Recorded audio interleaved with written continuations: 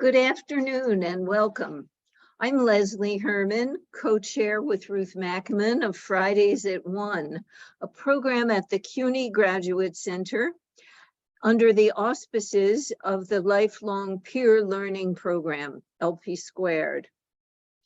This is a speaker series 3 times a semester that LP Squared offers on a wide variety of topics, including politics, art, music, history, and literature. And we welcome suggestions from our audience for future speakers. The program today is open, as they all are, to the CUNY community and to the general public. Today's program will be in the format of an interview with Kelly Lytle Hernández, and she'll be interviewed by Ken Witty, former chair of Fridays at 1 and a retired television producer. After and during the interview, you can put questions for Kelly in the Q&A function at the bottom of your screen. Okay, Ken? Thank you, Leslie. It's my pleasure to introduce Kelly Lytle Hernández. She's professor of history, African American Studies, and urban planning at UCLA, and she's also director of the Ralph J. Bunche Center for African American Studies. In 2019, she received a MacArthur Fellowship, the so-called Genius Grant.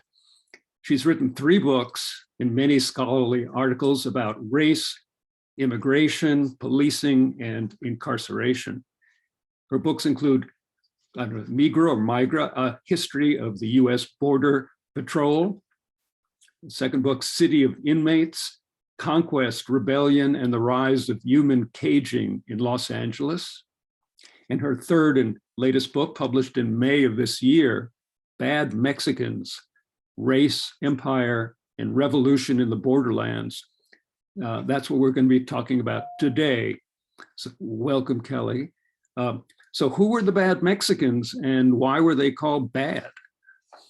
Well, first of all, thank you for having me today, and I look forward to this conversation. So bad Mexicans, let me start with a quick synopsis of the story, and I'll help explain the title of this book. So Bad Mexicans is about a group of Mexican dissidents, most of them journalists, who were organizing against the dictator in Mexico at the turn of the 20th century. And that dictator's name was Porfirio Diaz. And for all of their organizing activity, Diaz named them as, quote, malos mexicanos, or bad Mexicans. So that comes from the disparaging rhetoric of the dictator in Mexico, who was trying to suppress their social movement. And after years of incarceration and gag rules and more in Mexico, this group of journalists, who I refer to as magonistas, and many scholars do, came to the United States to rebuild their social movement against the dictator in Mexico. So this book tells the story of their social movement on both sides of the border. And more important, it's about the efforts of both the Mexican dictator and the United States government to try to suppress their social movement before it could incite a revolution in Mexico that both the US and Mexican governments did not want to see unfold. So let's talk about the context of all this. So it was the dictatorship of Porfirio Diaz. Tell us about this man and the nature of his regime. Sure. So Porfirio Diaz was a legendary military general in Mexico. He is one of the key generals who helped to win the Battle of Puebla in 1862, which we now celebrate as Cinco de Mayo. It's the battle that helped to stop the French invasion and occupation, or turn the war against the French around. He goes on from being this legendary general in the Battle for Puebla to seize the presidency in Mexico by coup d'etat in 1876. And he uses all of his insight and experience as a military general to centralize power in his body and in his office. And he seeks 2 things in Mexico, what he calls order and progress. And for Porfirio Diaz, order meant political stability. Mexico, throughout much of the 19th century, had been a very unstable place. And so he argues that order is in his presidency, so it's long running. He holds that position for nearly 30 years. And he also pursues progress. And for Porfirio Diaz, what progress meant was making Mexico a node in the global economy, opening up the land, opening up labor to large major international investors to come and build railroads, to build mines and industrial agriculture so that Mexican products and labor could become a part of the global economy. Now, for the vast majority of Mexicans, this ended up being a pretty bad bargain. It led to the displacement and dispossession of millions of rural, campesino, and indigenous Mexicans. And his refusal to let go of the reins of power squashed any kind of democratic process in Mexico. And so this is the foundation of the set of critiques that would lead to the outbreak of the Mexican Revolution. People were challenging the way in which Porfirio Diaz brought modern capitalism to Mexico. And they also were challenging his total control over politics and his squashing of democracy. No, I know you've talked about this book, that this is a book both about Mexican history and American history. So what was the relationship between the Diaz regime and the United States in those days? Now, this is the important question, right? So often people talk about the Mexican Revolution as being a major moment in certainly Mexican history, maybe world history, because it is the first social revolution in the world of the 20th century. But rarely is it talked about as being a major moment in US history, a turning point in US history. And so part of this book is to introduce US audiences to the significance of the Mexican Revolution for us. Now, why? Porfirio Diaz, when he opened up the gates to Mexico to foreign investors, Europeans came in, the French, British, Germans, and others, but in particular, a large number of US-based investors, namely Anglo-Americans, rushed into Mexico, buying up millions of acres of land, in many cases basically given the land by Porfirio Diaz, and building these new industries to the point that US investors came to dominate railroads in Mexico, mining, the oil industry, and more. Now, we're talking about some of the most significant investors in the United States who are going to Mexico, the Rockefellers, the Guggenheims, the Dohenis, and many more. And so one of the things that's happening is that these robber barons of the United States are either first making their millions in Mexico or they're multiplying their millions in Mexico. By the turn of the 20th century, 50% of all US foreign investments was in Diaz's Mexico. And US citizens owned about a quarter of the Mexican land base. And so US investors and their tight relationships with the federal government meant that the United States had a vested interest in stability in Mexico, in particular in protecting the regime of Porfirio Diaz, who had done so much to protect US investors in Mexico.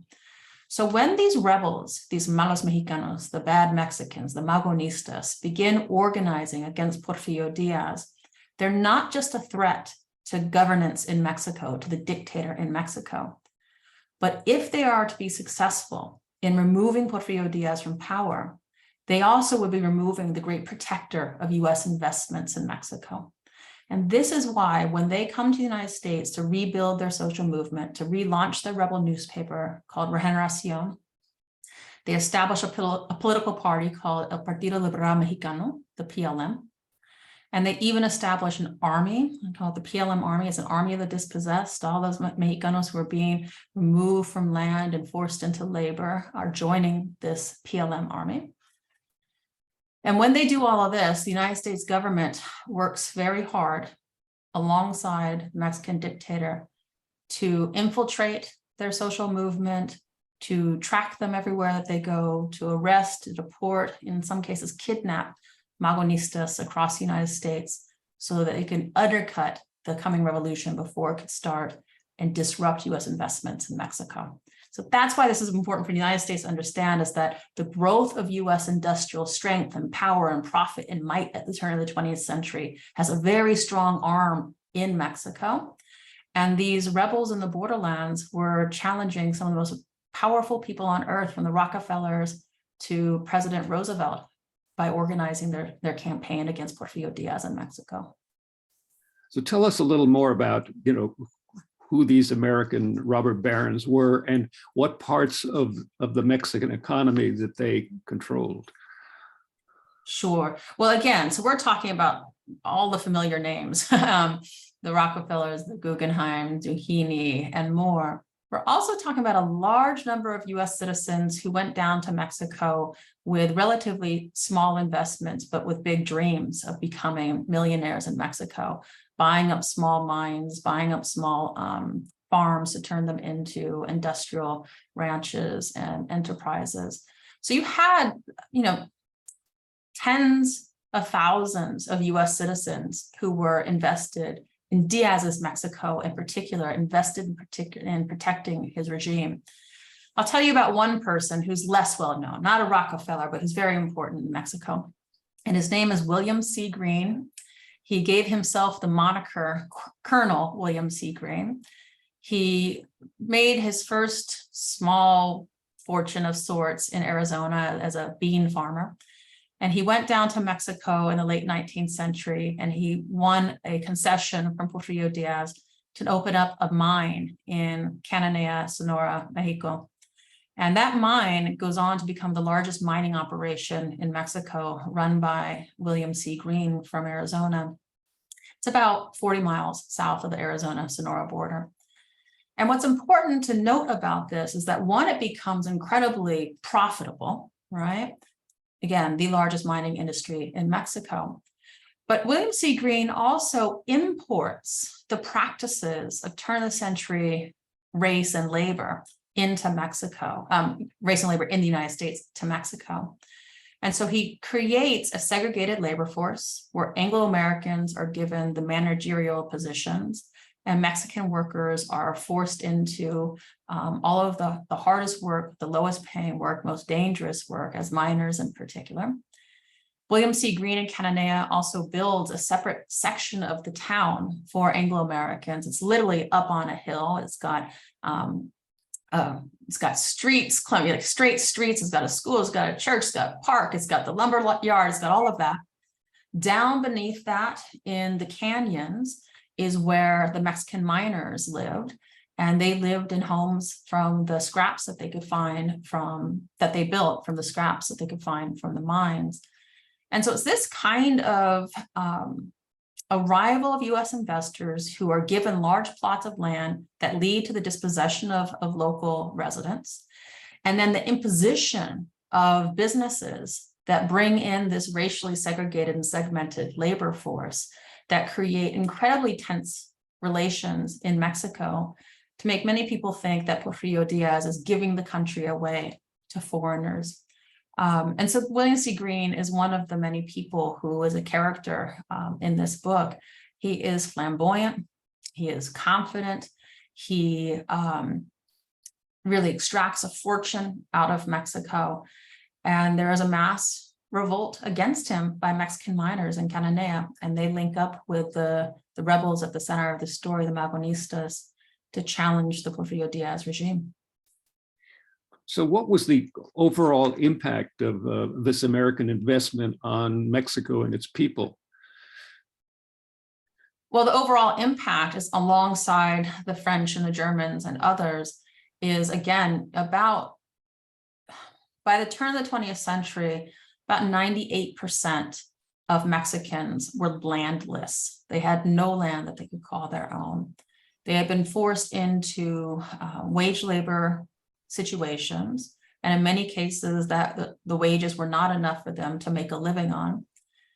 One of the consequences of all this dislocation, all this low wage work in Mexico, which is really being reinforced by Porfirio Diaz, who, when workers would protest, either by running away or forming a union, he would send in his basically personal police force, the rurales, and they would execute la ley de fuga, right? Or shooting people in the back, or arresting people and sending them back to their workplaces. This is a place that is full of coercion. Well, under these conditions, This is when Mexican labor migration to the United States begins. This is when it takes root. So on those railroads that all the US investors are building, Mexicans are actually doing the building, US folks are investing. As those railroads build, Mexican laborers, the dispossessed, jump on those railroads or they walk north to the United States in search of new working opportunities. And so it's the integration of the US and Mexican economies under the reign of Porfirio Diaz that creates the conditions for the first surge, the very, very first surge of Mexican labor migration to the United States in the early 20th century. And it's among those dispossessed migrants who are in the US working in the copper fields of Arizona, in the cotton fields of Texas, in the cotton fields of California, that the rebels at the heart of this story are able to recruit fighters and supporters who will move forward with them to help incite the outbreak of the Mexican Revolution, which begins in 1910. So we had this really cruel suppression of people and workers in Mexico. What was the response of the US investors and the American government at this time? Well, at this time, there was significant, early on, at the early 20th century, there was significant support for Porfirio Diaz. Teddy Roosevelt and others called Porfirio Diaz one of the greatest statesmen in the history of the world, basically, for his ability to end all of that political instability in Mexico and to open up the country to foreign investors on terms that the foreign investors liked very much. And so Porfirio Diaz was embraced by leaders across the United States, leaders of finance, of the economy, of politics, and more. And it really is the work of the Magonistas, so the so-called bad Mexicans, that brings to light the underbelly of the Porfirio Diaz regime and helps to turn public opinion in the United States against Porfirio Diaz by 1910.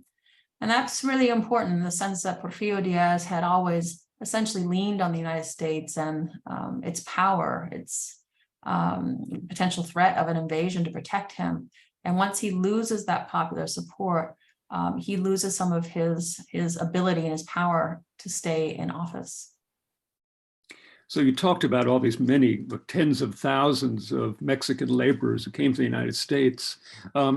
So what kind of treatment did they receive in those years around 1900?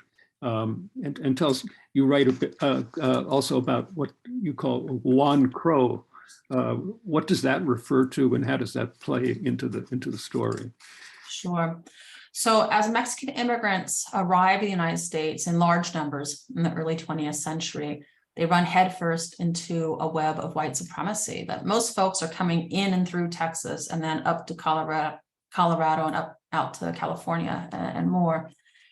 And as they settle in towns across Texas and across the American West, children are being, especially in elementary school levels, being segregated in Mexican schools versus white schools versus Black schools. They're experiencing racial segregation, occupational segregation at work, where Mexicans are being paid less than European immigrants or Anglo-Americans. And they're experiencing high levels of racial violence, whether it is officially through law enforcement or through extra-legal vigilante-style violence. So between the 1870s and the 1920s, more than 500 Mexicans and Mexican Americans were lynched across the United States, but namely in the southwestern United States and centered in Texas.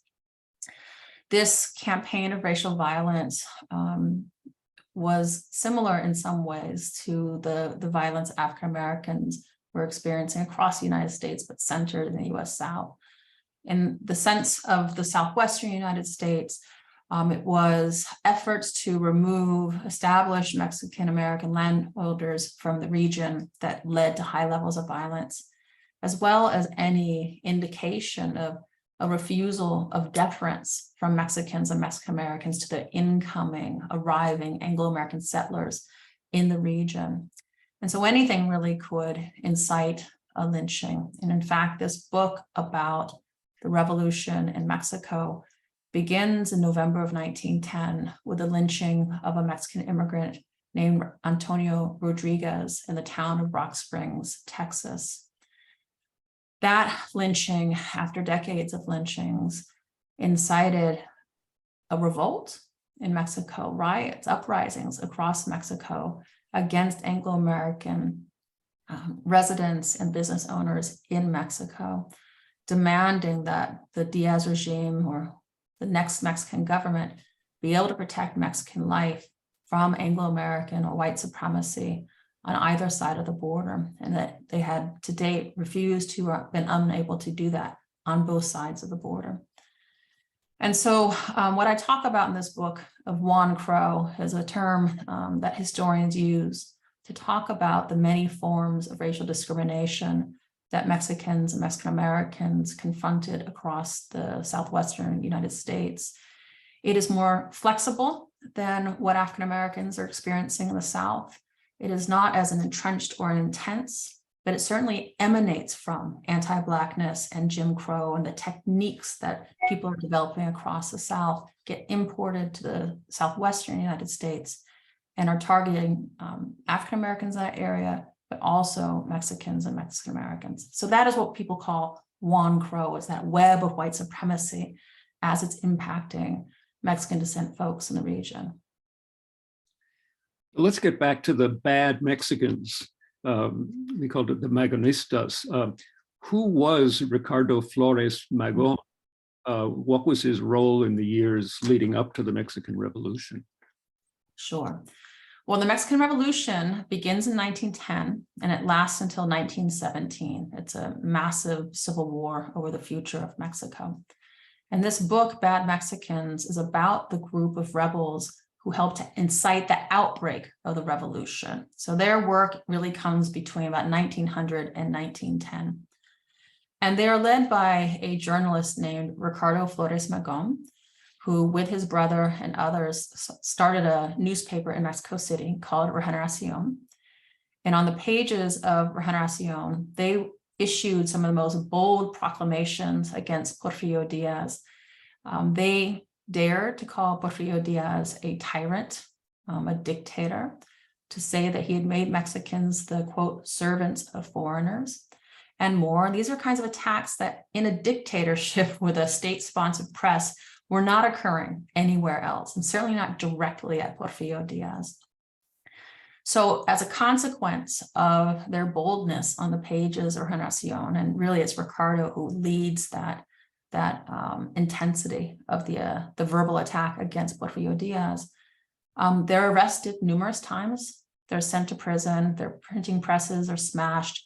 There's a gag rule issued against them. No newspaper in Mexico is allowed to publish the articles of Ricardo Flores Magón or his friends.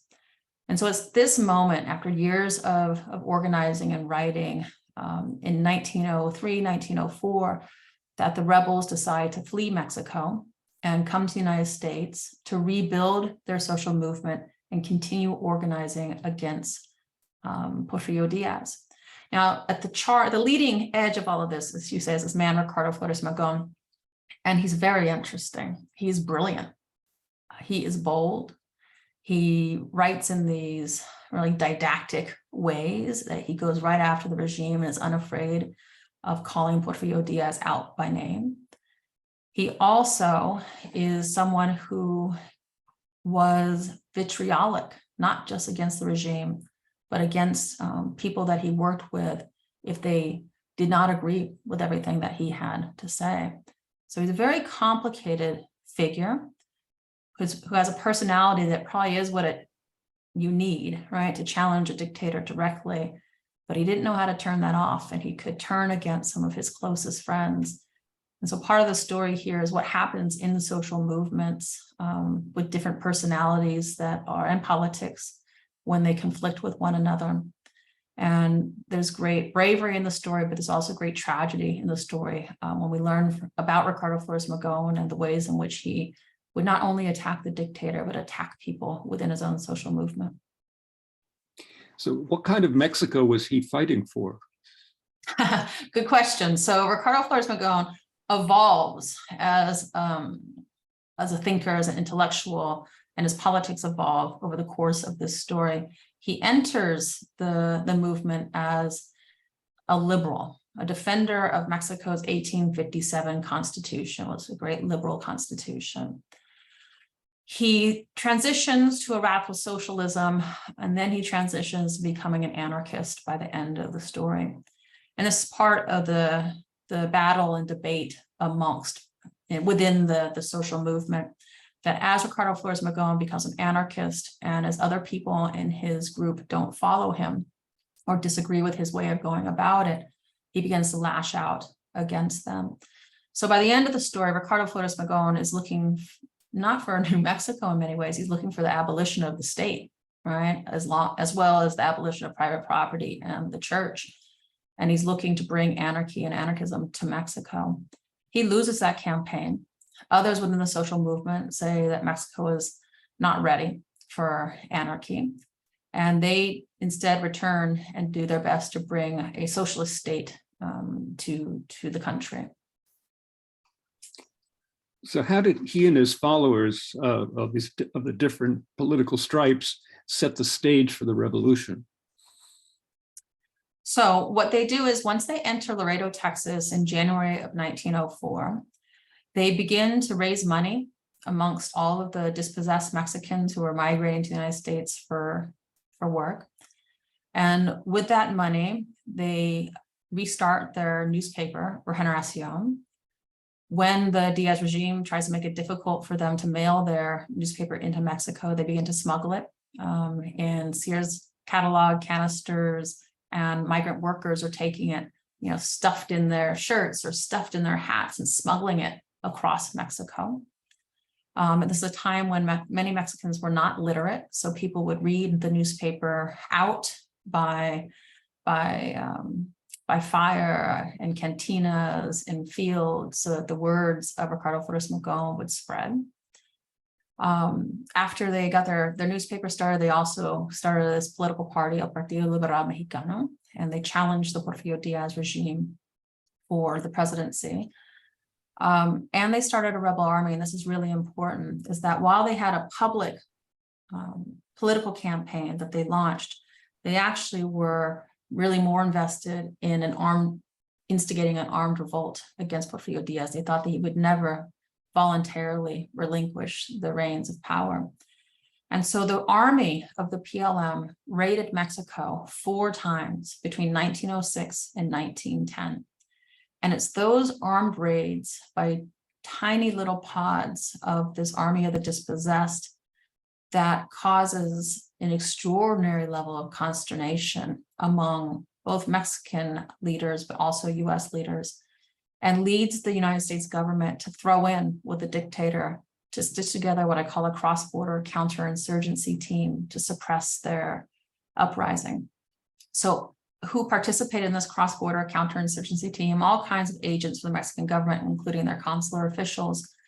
For the United States, everyone from the US Department of War, the US Department of Justice, Department of Labor and Commerce, including the Immigration Service, the US Postal Service, US Marshals, sheriffs across the country, and local police across the country, as well as a bevy of private detectives and spies hired by the Mexican government, all worked really closely together to hunt down the Magonistas wherever they went. After they were, Ricardo Flores Magón was arrested in St. Louis, he went on the run and began to live as a fugitive. So they're all checking and chasing him down everywhere that they can, they think that he is.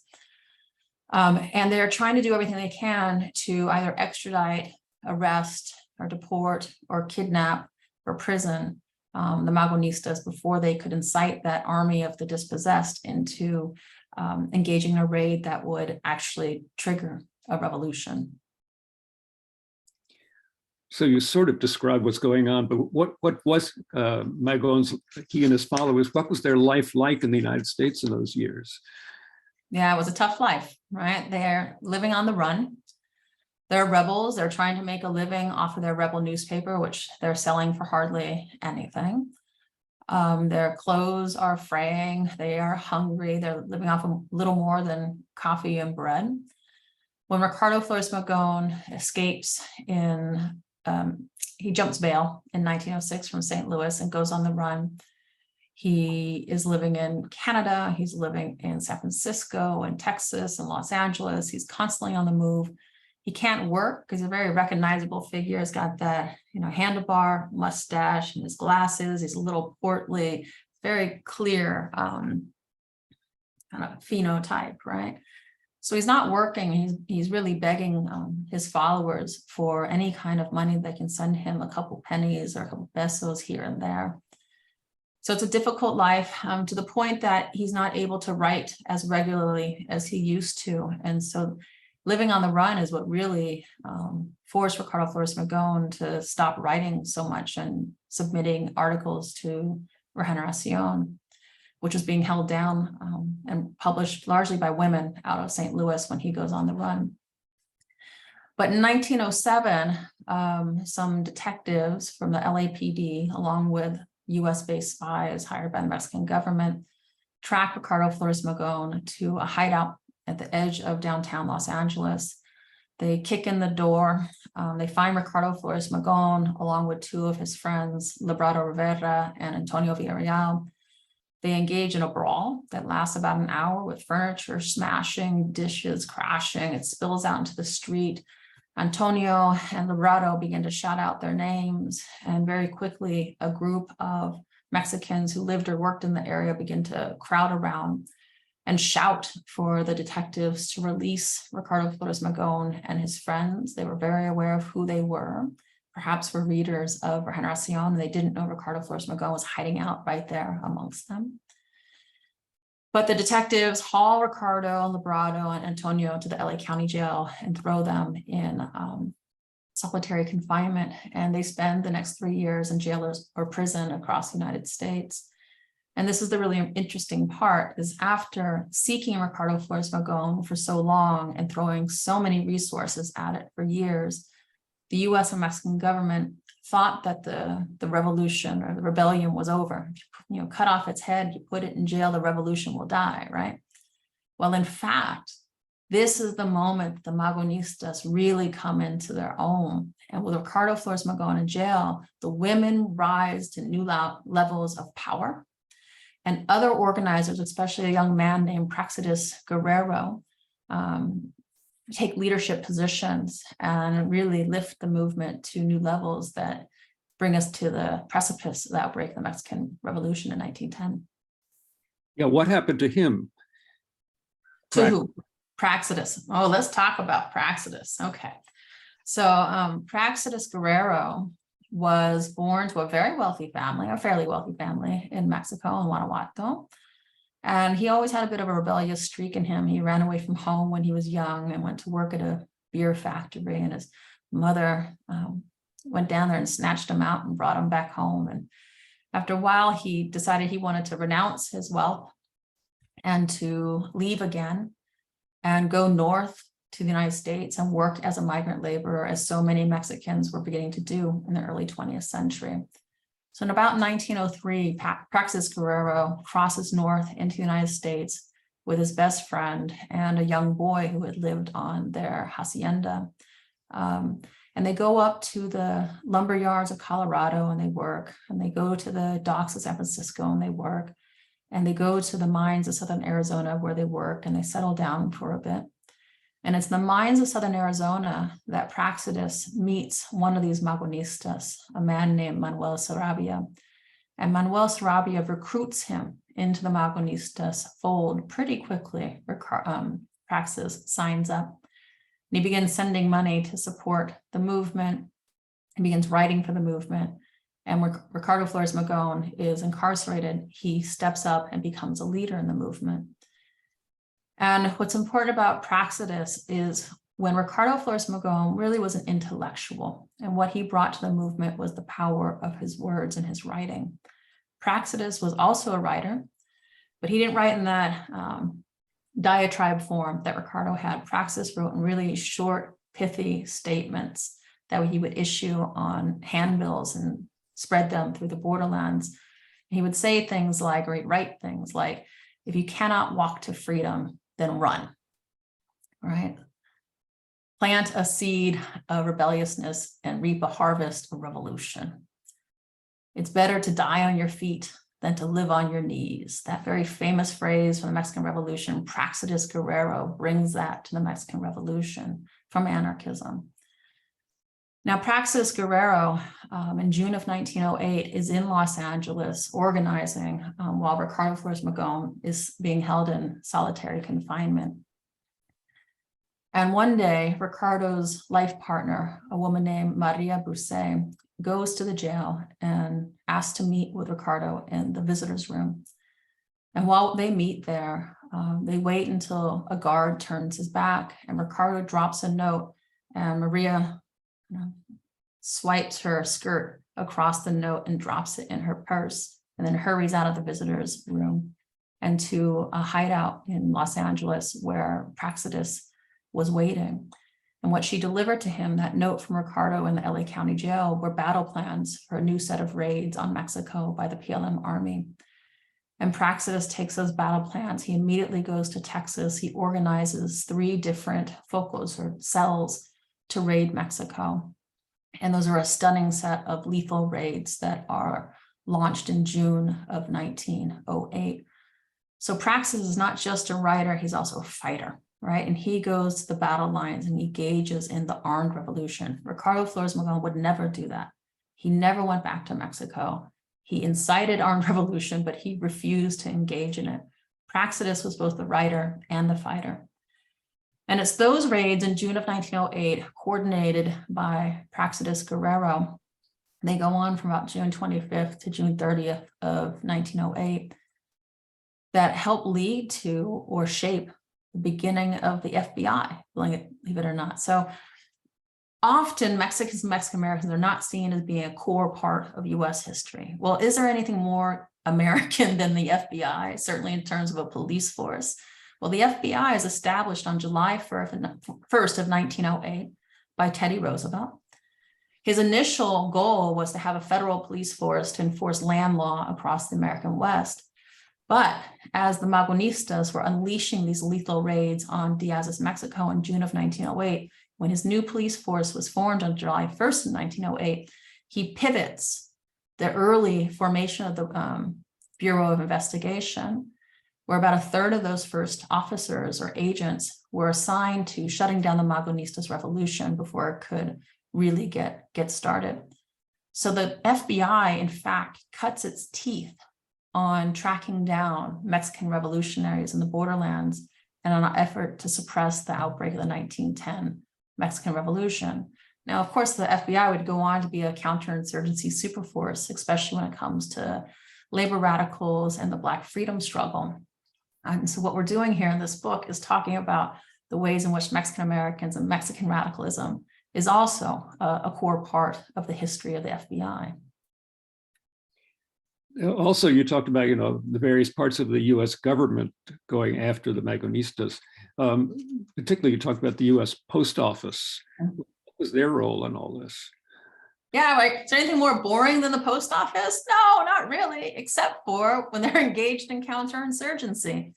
And so the U.S. Post Office is the largest media organization in the world at this time in terms of the amount of mail and correspondence that they're moving and the number of outposts that they have.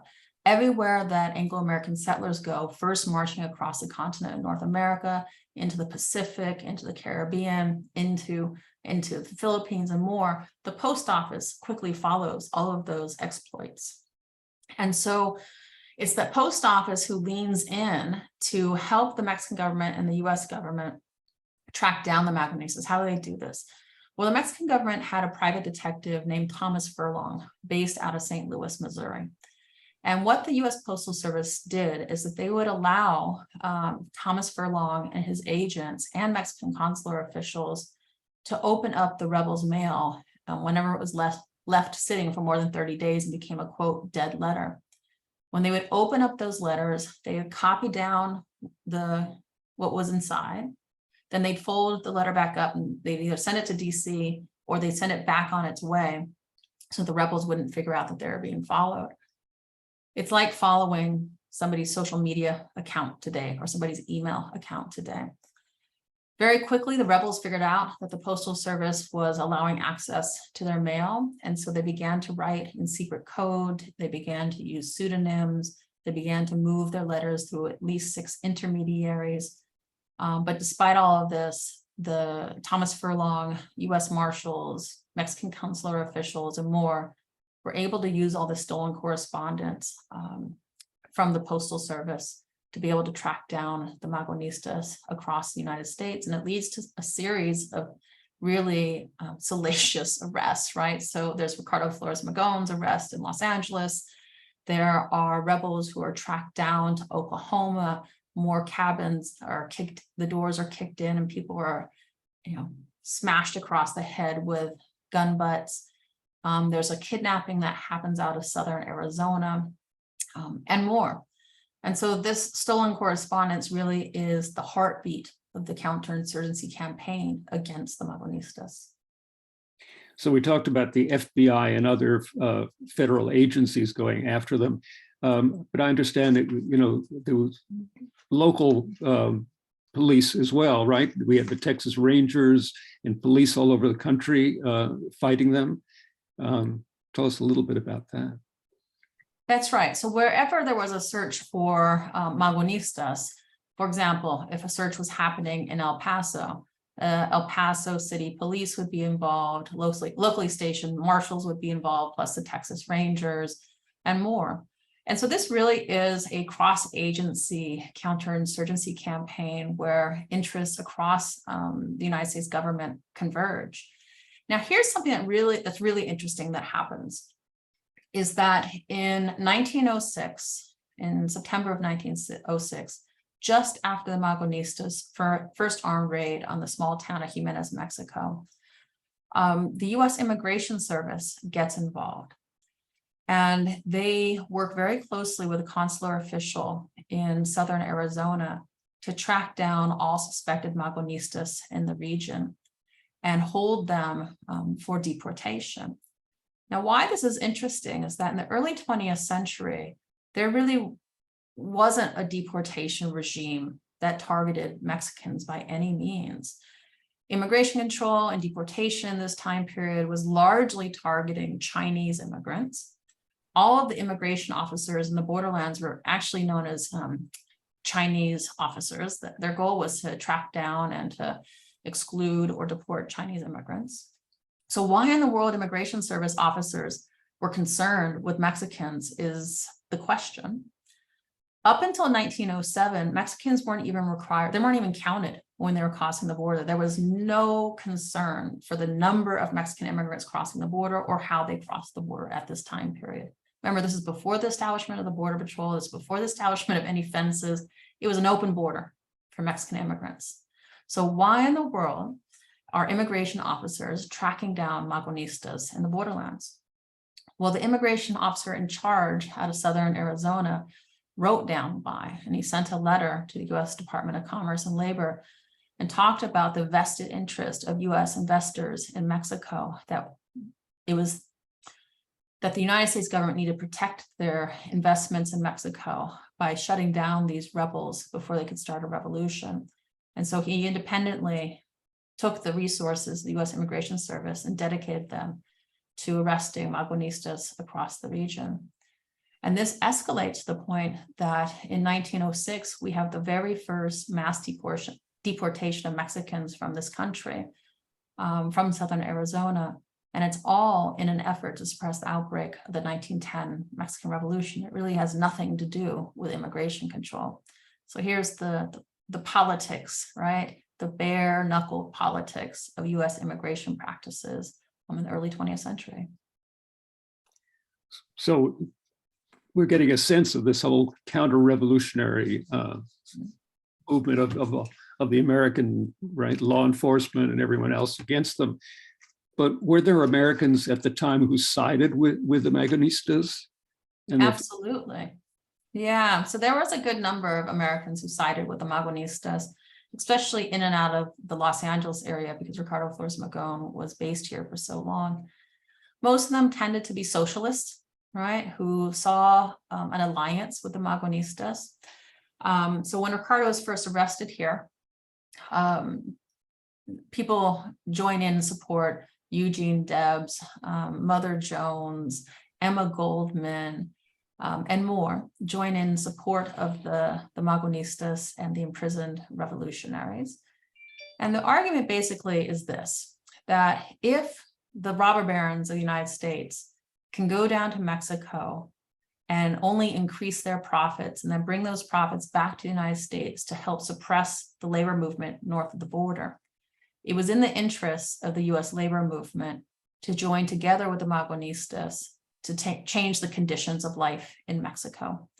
So all of these very well-known radicals at the turn of the 20th century in the United States do support the Magonistas and help to lift their message, right? Literally from solitary confinement in LA County Jail, but also out of Mexico and into the mainstream discourse of progressives in the United States. And so it's their intervention, Joe Perryman, Eugene Debs, Mother Jones, Emma Goldman, and more, that helps to change the perception, the mainstream perception of Porfirio Diaz and his regime in Mexico, here in the United States. So the Magonistas, who really set off the revolution, ultimately were successful, most of them from jail. And when the full revolution starts, what was the role of the US? What role did they play in the revolution during the, after 1910? So the Magonistas themselves play a very small role in the revolution after 1910. They do implement the very first successful occupation of Mexico, and that's Baja California. They raid and they occupy Baja California in early 1911. But that was basically a debacle. People from the Hatfield family came out to Baja California. Wobblies, IWW members, and others come out, and there's no clear politics or goal of this PLM occupation of Baja California, and it quickly turns into a bit of a farce. In addition to that, Ricardo Flores Magón refuses to return to Mexico once the real fighting begins. He decides to stay in the United States and continue writing. He sees himself as that's his role in the revolution, is to write, to be an intellectual. And you have Francisco Madero, who was a very wealthy man in Mexico and who had been protesting the Diaz regime, who had come north to the United States in 1910 to help organize, really to gather arms for a revolution. He successfully does that. He's able to hire up an army, and the Madero army is alongside Emiliano Zapata, is really what comes together to force Porfirio Diaz from power. So the Magonistas, this army of the dispossessed, really didn't have the resources to take on the Diaz regime, whether or not they be pecuniary in the sense of paying soldiers and getting guns, but they also didn't have the resources in terms of leadership, that Ricardo Flores Magón refused to return to Mexico. And Praxedis Guerrero, who does return to Mexico in December of 1910 to fight, is killed in battle, basically on New Year's Eve of December 1910. And so it's these various weaknesses that lead to the Magonistas declining in significance once the Mexican Revolution gets started. And people like Emiliano Zapata, Francisco Madero, Pancho Villa, and others ascend to new levels of leadership after 1910. So during those turbulent years, you write that more than 1 million Mexicans flee to the United States, and forming the first generation of Mexican Americans in the US. So tell us about how the Mexican Revolution remade the United States as well as Mexico. Sure. Well, you name one of the biggest impacts of the Mexican Revolution on the United States, and that's that 1 million Mexican refugees flee Mexico, come up to the United States, and forever transform certainly Los Angeles, Texas, Arizona, but more they become the foundation of future generations of Mexican Americans. You talk to folks today, Mexican Americans today, and many people, including my husband's family, will trace their origin story, their immigration origin story here in the United States back to the Mexican Revolution. So that's one of the largest impacts of the uprising that began in 1910. You know, it's also significant that the Mexican Revolution is a struggle over the future of Mexico, and socialism and anarchism and all kinds of radical ideas are being batted around. And that is a terrifying moment for the United States, to have the nation next door considering and debating these kinds of ideas and issues. And so one thing that's important to note is the large number of people in the United States that are watching the Mexican Revolution. There are people around the world watching the Mexican Revolution, but certainly here in the United States. And it's not just government officials and robber barons who want to suppress it and control it, but you also have, you know, a good number of African Americans who are looking south and thinking, wow, you know, if they can win this revolution and free up land, what if we left here and went south to Mexico? Gerald Horne has this wonderful book, Black and Brown, African Americans, the Mexican Revolution. So this is a radical moment of possibility for Black folks in the United States. And this is why when the Magonistas occupy Baja California, African Americans go south to Baja California and participate in that occupation. This is why I believe that when Ricardo Flores Magón is hiding out here in Los Angeles, the hideout that he finds is a home that he rents from an African American realtor, that there are many people deeply invested in challenging and overturning white supremacy and capitalism in the United States, who are closely watching the Mexican Revolution for what it could mean for all of us. And so the Mexican Revolution is this incredible moment for all of us to imagine what's possible when people throw out a dictator like Porfirio Diaz, who is protected by white supremacy and capitalists in the United States. How did you get interested in the Magonistas? How did you get involved in this part of history? That's a good question. So I'm a border kid. I grew up on the US-Mexico border. I didn't learn about them when I was growing up. I didn't learn about them until graduate school. I took a course on Mexican history, and I was struck by this riveting tale of rebels and insurgency that had happened in my homeland and no one had ever told me about. So I had carried their story with me, like in my back pocket, right, or my chest pocket for years. And very fortunately, many Mexican scholars write about the Magonistas quite a bit. Many have preserved their records. Some American scholars as well have done so. There's plenty to read. The library is substantial. But it was when Donald Trump was running for president, and he disparaged Mexican migrants as bad hombres, that I was very aware of the danger of that kind of rhetoric, the anti-Mexican violence that it was stirring up. And I wanted to talk about the historical roots of that kind of language. And I thought about the story of the Magonistas, the way that they had been disparaged as so-called bad Mexicans, right, malos mexicanos, for doing nothing more than seeking a better life for themselves and their families and their communities, and all of the violence that they had to confront along the way of building their social movement. And I thought a good way, a good vehicle to expose more US readers to the history of racial violence in the borderlands, to the history of Anglo-American imperialism in Mexico, was to tell the story of the Magonistas. It is a cinematic story. I mean, I was writing the book, constantly checking my sources, thinking, did this really happen? Could this have really gone down like this? Did they really write this and say this and do this? But again and again, in all the records, namely by Mexican scholars and Mexican American scholars, yes, they absolutely did. The record is clear. The archive is present and there. And here I should say that the archive at the center of this book is really all those stolen letters from the US Postal Service that the Mexican government got hold of. And they sent down to Mexico City and put in an archive to lock it up, really, to try to lock up their story and their revolution. but they saved them across time. And now those letters are available to historians that take us to the front lines of this revolution. Ricardo's letters to his lover, Ricardo's letters to frontline fighters, the frontline fighters' letters to one another when they're delivering guns across the borderlands. That archive is the center of this book and of this story.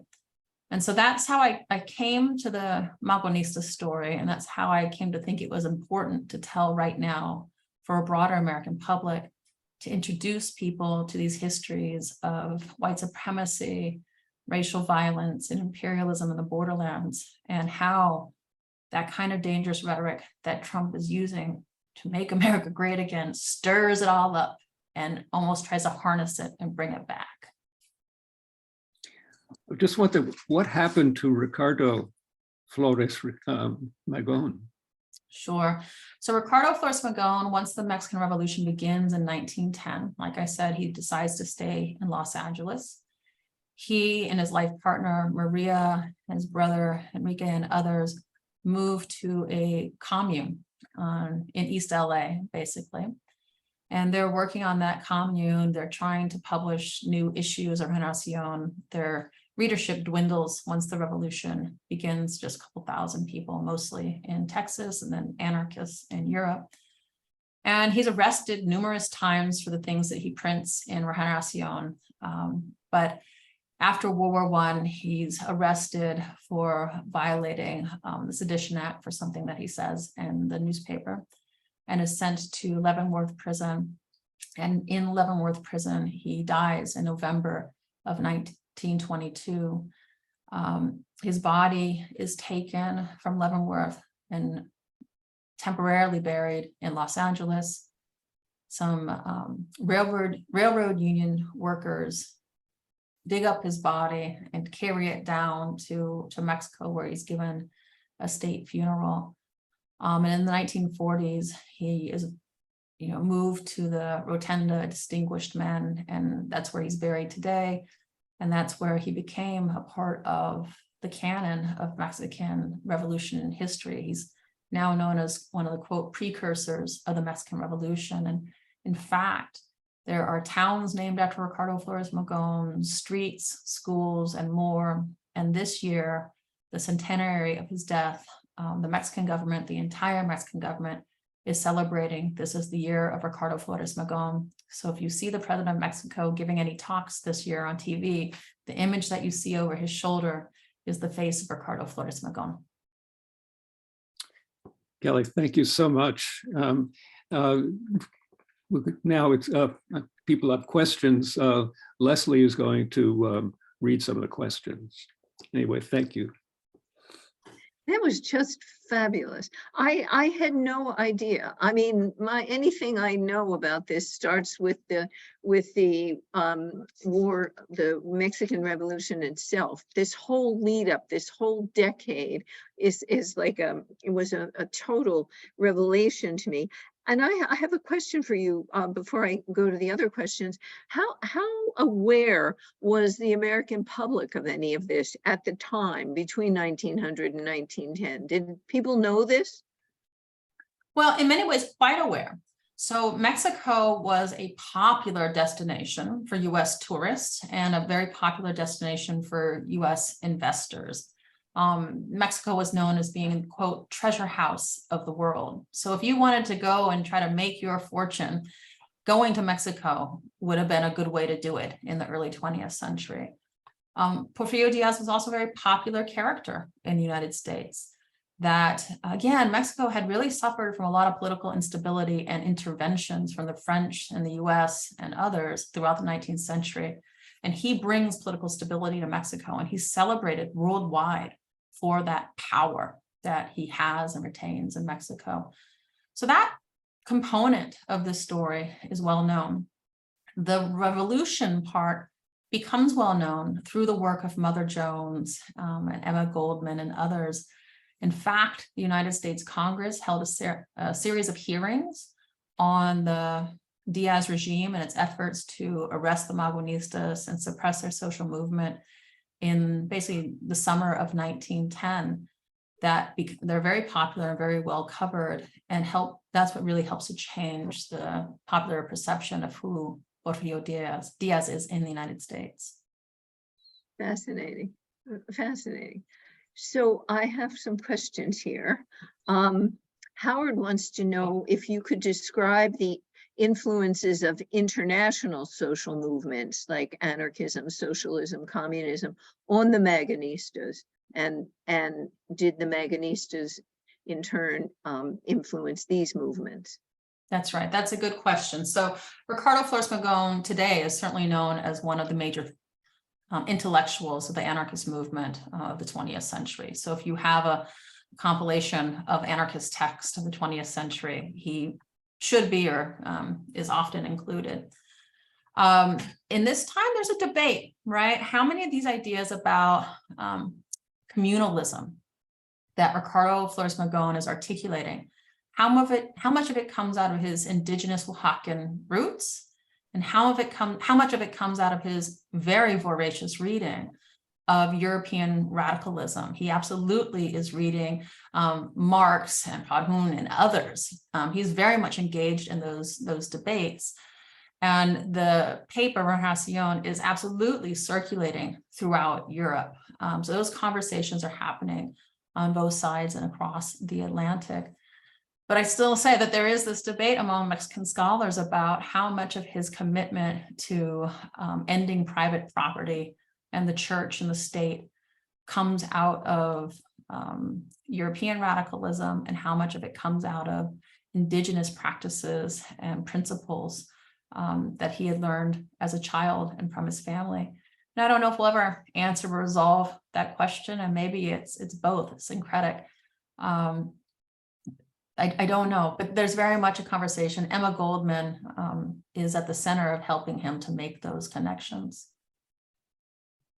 Great, thank you. Bernie wants to know what connection, if any, and here we go to the late 20th century, is there between U.S. investment during the Diaz regime and the wave of U.S. manufacturing investment in Mexico during the second half of the 20th century, which led to the loss of U.S. jobs to low-wage manufacturing in Mexico? Was it some of the same investors? Sorry, I'm just rereading the question one more time. It's a long one. Yeah. What connection is No, there between? Oh, okay. You're I'm just reading it. Yeah, I want to make sure I answer it precisely. Okay. So what connection is there between U.S. and that's a good question. I don't know if I have the answer to that. How many of the same companies and corporations are there in the post-World War II period, maybe before it? I don't know. I wish I could answer that for you, but I'm not a scholar who professes to know all things about about Mexico. It's an interesting speculation, though. Mm-hmm. Fran, first of all, says thanks for a marvelous presentation, and she wants to know if you see a line from the Magonistas to the Mexico that became a hospitable refuge for Leon Trotsky, who chose to live there. Yeah, that's a good question too. Is there a through line from the Magonistas in particular? I mean, I think that it's important to acknowledge that Mexico, coming out of the Magonistas and others throughout the 20th century, has been a home and a hotbed of radical politics, a place for refugees, political refugees in particular, to find sanctuary. I don't know if I would follow that through to the present moment in many ways, in terms of what we're seeing with journalists in Mexico right now. But that legacy of Mexican radicalism in Mexico, I think, is a foundation across the course of the 20th century that creates it as a welcoming place. Now, part of this book is to bring north across the border a broader understanding and history and legacy of Mexican radicalism within the United States. And why I think this is important right now is there's a lot of debates coming out of the recent election and leading into them about the so-called Hispanic voter, the Latino voter, Latinx voter, and whether or not they'll be Republican or Democrat These are worthwhile debates to have no problem with them. But there is also a legacy of Mexican radicalism, that it would bend toward socialism and more radical possibilities that I want to make sure is a part of the conversation as well, and available for young people to hold on to and to find other shoulders to stand upon as they come into their own political being. And so a part of this book is remembering those forefathers and foremothers of Mexican radicalism in the United States, and that certainly is the Magonistas. That's great. This is marvelous context. It should be in a lot of classrooms so that we can educate people about this. So I want to thank you so much. This was a marvelous presentation and a great day for LP Square. We're so glad to have you. And I just want to thank everyone for coming and to tell you that our next presentation is on December 2nd.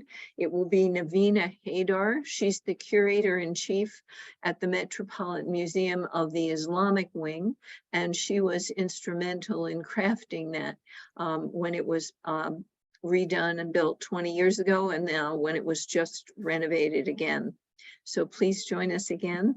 And thank you so much, Kelly. This has been terrific. Good.